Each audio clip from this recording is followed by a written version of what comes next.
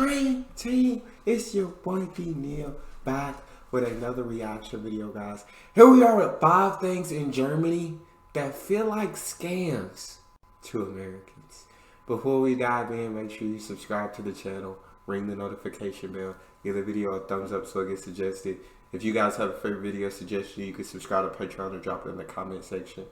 What do we got? If you are looking to travel or move to Germany, one thing you may be thinking about is how to avoid getting scammed in your new and foreign environment. So what do you actually need to look out for?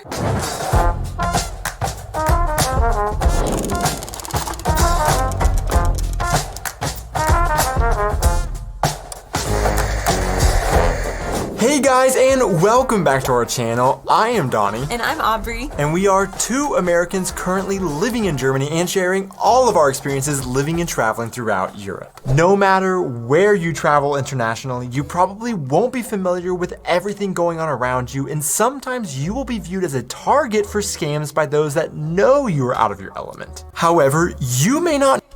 Just goes to show you got scammers everywhere. Don't matter what country you're from or what country you go to. There's scammers all over the world. Know exactly what to look out for because you won't know what actually is a scam and what is simply just a cultural difference sometimes. When we first moved to Germany, we were on high alert to make sure that we didn't fall for any easy scams as we tried to learn how things were done here. And in that high alert mindset, we came across 5 different things in Germany that at first glance felt like a scam based on what we were used to in the US, but turns out is just the way that things are done here in Germany. And that is exactly what we're going to talk about today in our video, Con Man or German. Things not actually a ruse, just different worldviews. Our experiences are definitely specific to where we are originally from, a state in the southern US called Oklahoma, and where we live now in the southwestern German state of Rhineland-Pfalz. Both of these places have their own unique subcultures that may not be representative of the 2 countries as a whole. Therefore, let us know your experiences with these things in the comments below and where you're from. We want to start by saying that in Germany, you may come across the odd scam here or there, or maybe just the rare petty pickpocket in the large cities, just like you will in any other place in the world. But overall, Germany is an extremely safe country with very honest and responsible people. After having lived here for 2 years, we can definitely say that there are other countries where we would warn our friends and family to watch out for scams much more than we would ever tell them to worry about this in Germany. When I first came to Germany in college to study abroad, it was my first time outside of the US, so I was extra anxious and constantly trying to make sure that I didn't stick out and become a target for scammers. Although I was on high alert, there was one place I wasn't expecting to be scammed, and that was in the bathroom. So the first time that I needed to use the restroom in a German shop, and there was somebody sitting in front of the door demanding that I give them money to use the restroom, I couldn't figure out what to do because I had never paid to use a restroom and I wasn't prepared for someone to ask me to do this. This is something that is fairly common in Europe, and for many Americans coming to Europe for the first time, they are just like us, have never paid to use a restroom, and are caught off guard when they are asked to do so. Over here, in many places that have toilets the public may use, like restaurants, shops, train stations, or malls, they will hire people to sit out in front of the bathroom doors to make sure people pay to use the restroom and to clean the restroom. Often these people... First of all, can I just say, like, legit, all I gotta, you hire me and legit, all I gotta do is sit there and make sure people pay to use the restroom. Like, I just chill there, making sure they pay. It's my kind of job. That is my kind of job. Second of all, yeah, I see this in many videos, paying to use the restroom. Well, I don't agree with it. I know it helps them to hire people to keep the restrooms clean, which I do agree with. Restrooms should be clean. There's a lot of dirty restrooms over here in the US. But yeah, I don't know. If I had to pay to use the restroom at that point, I'm just gonna wait. And I'm just gonna hold it until I get home. people may not even be wearing anything that makes them stand out as an employee, and sometimes they won't even have a price posted because you're just expected to drop any small amount on the plate. Because they don't always have prices or uniforms, for someone who's used to free bathrooms, they may think this is just a random person at the bathroom bullying people into giving them money. So no, this is not a scam. The money goes to the upkeep of the restrooms, and the price will typically be around 50 cents to €1, but it varies from place to place. Because you pay and there are these bathroom attendants, this typically means you will have very clean public restrooms. However, I will say that sometimes you will pay and you still end up with a disgusting restroom, and maybe once you get used to the very clean public restrooms, you will feel scammed when you do pay for one like this. Which, by the way, just a total random thought, but let me know in the comments, have you found that actually one of the most positive aspects of wearing a mask in the last year is that you don't have to smell the smelly public restrooms with one on? Yeah, if I pay to use the restroom and it's still dirty, when I'm walking out, go ahead and give me my money back. Go ahead and give me my money back, because somebody ain't doing their job, and I'm giving my money to somebody who ain't doing their job, and this, you know what I'm saying? Give my change back. What else we got? By the way, if you would like to support us making these videos, simply hitting that like and subscribe buttons and leaving a comment that you are enjoying our videos goes a really, really long way for us. Please remember to do that. And also, if you would like to support us in other ways, we do have our Patreon linked in the description. But now, let's get back to the video. We have heard people talk about various public transportation ticket scams to look out for in big European cities, so we can be extra cautious while using transport like buses or subways. On public transportation throughout Germany, you will often have some sort of official come by in a very identifiable uniform asking to verify tickets, and this is totally normal and legitimate. However, for the first time last fall, I experienced something in Berlin that could also be a little bit concerning for tourists that don't speak German and are out of their element on public transportation. And that is, sometimes somebody who's dressed just like you in plain clothes will walk up and demand to see your ticket. Luckily for us, I had experienced this before in other cities, so I knew all it was were undercover ticket authorities trying to catch people stealing rides. Sometimes people who don't actually pay the fare will get on a subway, for example, look around for a uniformed ticket authority, and if they see one, they will just get off and wait for the next train that doesn't have someone checking tickets. To avoid this, sometimes these undercover officers will step on the train and slump down in a seat on their cell phones to blend in just like the rest of the commuters, but once the train takes off and the public transport ride thieves have nowhere to run, the plain-clothed officers start calling out for people's tickets. It can be somewhat startling to some when you are expecting someone in a uniform, and sometimes you can't help but think, should I trust these guys, or are they going to steal my ticket or something? But don't be alarmed, this is not a scam. So how do you know if they are legit or not? Well, if you see someone walking down the train and checking every single person's ticket, you can judge based on how they are treating everybody else and how everyone else handles it if they're legit or not. If they are just singling you out and not checking everybody else, then you may have a problem. But I would say this is extremely rare. These officers also often are in groups of 2 or 3, and once they start checking tickets, they will usually pull out the official ticket scanning machines from their pockets, and they will often have badges that they may show. Okay. That makes sense, you know what I'm saying? You gotta, hey, that's the way it is. No free rides here. No free ride. You might get away with it once or twice, but we gonna get you at some point, and you gonna pay them fines. But yeah, gotta get the undercover ticket police. That's what we gonna call them, the undercover ticket police. They not having it. When we were traveling around Europe for the first time and would arrive in a new city, one of the first things we would do is look up walking tours. In our research, no matter where we were, we would constantly find tours being advertised as free walking tours. As everybody knows, nothing in life is free, so we thought this surely was some sort of scam. We thought they would lure you in with the idea that you were getting a free tour of the city, but then there would be all sorts of hidden fees in the end. After seeing these offered all over the world, we finally just did a free walking tour to find out for ourselves if they were truly free, and turns out it isn't a scam at all. Free walking tours are literally free walking tours. What? All you typically have to do is simply sign up online by providing your name to reserve a spot, and you don't even have to provide any credit card information. These tours can vary in length depending on the city you are in, but typically they last a couple of hours. They give you all sorts of amazing history and information, and then at the end, you are welcome to tip the tour guide however much or little you want without any pressure. So truly, you could just walk off without tipping, and you will will have gotten a free walking tour. However, we always tip at the end because we truly have always been pleased with these tours and have always wanted to pay something for how great it was. So,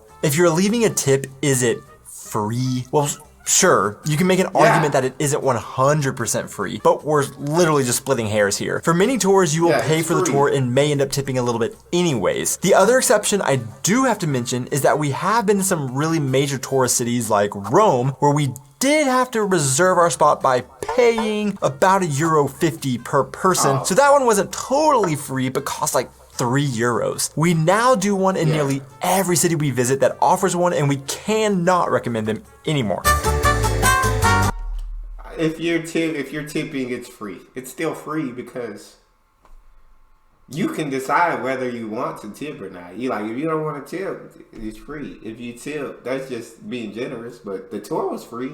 You're just tipping the person because it was a good tour, which is understandable. And yeah, €3, that may as well be free because you're not gonna miss that. One thing surprising for many Americans moving to Germany is the amount of mail you will receive, in particular from various government agencies, but also from other unexpected sources once you find a place to live. In particular, one unrequested letter everybody receives at their new home is particularly confusing for many Americans and is often questioned as if it is a scam the first time they see it. In this lovely little letter will be a note asking for the household to start paying €17.50 per month for radio and television. Hey guys, Future Donnie here. I'm actually editing this video right now, and since we filmed this video, the government has actually increased the rates now, 86 cents to €18.36 per month. So my attitudes have changed a little bit towards this. It's a scam. A vast majority of Americans we have talked to were confused by this letter and thought it was just junk mail for a cable or satellite service provider, and some of them just threw it away. We even have one friend who did just that, and after 4 years of living in Germany, she decided to move back to the States, and she was sent a not as lovely little note saying she owes 4 years worth of TV and radio payments. So what is this letter actually? Every household in Germany must pay a license fee to contribute to funding public broadcasting on radio and television. Even if you don't watch television or listen to radio and stream all of your entertainment, you still have to pay. There are very few exceptions that only really apply to those that are low income and on welfare or have serious health issues that may hinder them from actually being able to use these services. We actually already covered the subject in much more detail in a different video that we made about the differences between German and American television that we will link right up here, but the short story is that public television is a much bigger deal in many places in Europe, including Germany, than in the US, and it is often paid for by a TV license, which of course a TV license is something that we don't have in the US. So this also is not technically a scam, but depending on who you talk to and their political feelings on the subject, maybe they would define it as such. It's a scam. It's very interesting because it's like, I feel like if you don't use it, you shouldn't have to pay.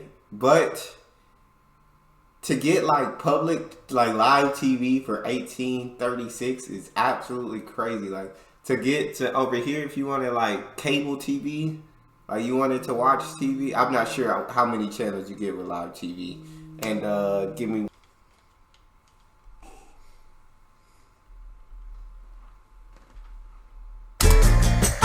Although we have lived in Germany for 2 years, there's one thing we still haven't gotten used to and honestly don't really understand. When you sign up for an American bank account, you are given a bank account number and your bank will have a routing number. Your bank's routing number is, of course, public information that everybody has access to by just a simple Google search, but your bank account number is something that generally everybody tries to keep a secret. You do have to fork it over to certain institutions like your employer for your paycheck to be direct deposited, for online payment services like PayPal, for your tax consultant, and also the US still uses paper checks in some unusual cases, which does have bank account numbers printed on them where anybody could see it. But for the most part, Americans generally don't give that out to people ever if you can avoid it and try to hide that number. In Germany, when you set up your German bank account, you're given an IBAN number that is basically equivalent to your US bank account number and also a BIC or SWIFT number that is essentially equivalent to a US bank routing number. Because these are so similar, when an American in Germany receives their IBAN number, they often want to guard it from everybody, but then are shocked with how often they are asked for it and how often they see other people's IBAN numbers. Sometimes Americans will even think that someone must be scamming them when they are asked for their IBAN, because why would they give that information out? Now, we are not banking or data protection experts, and there are definitely a lot of you that are going to be much more educated on this subject than us, but our simplification of the systems in both the US and Germany is that when you give your bank account or your IBAN number to someone, really the only thing they can do with it is deposit money. In Germany, to be able to draw money out of an account, even if you have the IBAN, you would also need a TAN code to be able to actually access it. But even with that knowledge, it is hard to get used to your IBAN being on your debit cards, or sometimes the local utilities send postcards asking you to send it back with your IBAN on it for payments, which is sent out in the open for all to see. I want to put a huge asterisk here because I would still advise to keep all personal information as close and private as possible. It's one of those things that just feels strange to have what seems like a very important thing out in the open for all to see. But we've come to get more used to how openly it is used in Germany since it is so seemingly secure. But let us know in the comments, Germans, do you feel totally comfortable giving out your IBAN number, or do you also try to keep it as secret as possible? And for Americans, same question, but with your bank account number. But just don't comment your IBAN and bank account numbers. Nah, that's I feel like, yeah, for Americans for sure, you don't feel comfortable giving out your bank account numbers unless it's for like you said, your employer or like a PayPal or anything like that, where it's because you want money to be deposited into your account. But other than that, nah, hey, that bank account number is secret because so much can be done with your bank account number. So yeah, keep that a secret. But it sounds like Germany, the system is just different. And I mean, it takes some getting used to. It takes some adjusting to get used to the system. But it sounds like Germany has a very secure system, into where like nobody's getting scammed out there. So I guess it works in both, but the system, different systems work in different places is what I'm trying to say. So just because you come across something that seems strange or different to you in a foreign country, it may not be a scam at all, but just a different way of doing things. One thing we really want to stress in our videos is that just because some things are done differently in different countries does not mean that one has it right or wrong. These could just simply be different ways of looking at things or problem solving. So when you come across something that is not what you are used to, sure, take a close look and do your research to make sure you aren't getting scammed in some way. But then once you figure out you are not being scammed, have an open mind and see if there is something you can learn from a different world perspective. If you have ever had an experience in a country where you were confused by something that seemed questionable but turns out is just the normal way of doing things in that country, leave that in the comments below. To see who made it this far into the video, the random question of the week is, do you start counting on your hand with your thumb or with your index finger? Thanks so much for watching this video. If you enjoyed it, please be sure to hit that like and subscribe buttons, and we will see you in our next video. Tschüss! I love these too. Usually I count it with my index. 1, 2, 3. But sometimes it will be the thumb. It depends. It's different on different days. I'm a different kind of person. So sometimes 1, 2, 3, 4, 5. Sometimes 1, 2, 3, 4, 5. Depends what day you catch me on. So, or that's all we got for this one. You guys have a favorite video suggestion, you can subscribe to Patreon or drop it in the comment section. Also, there's a premium request link in the description section. It's your boy D Neal. Out.